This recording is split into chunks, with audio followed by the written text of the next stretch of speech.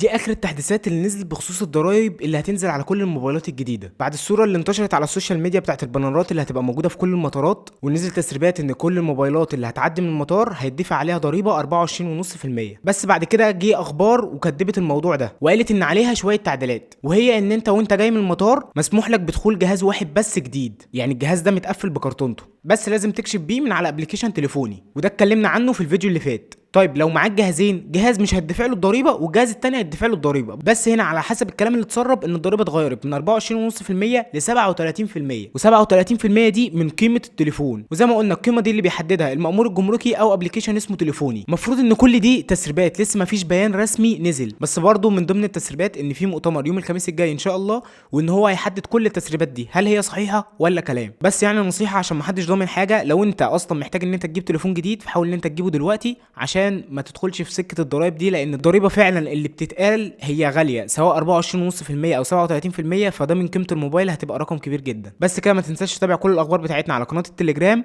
وفولو ولايك شير، واشوفك على خير.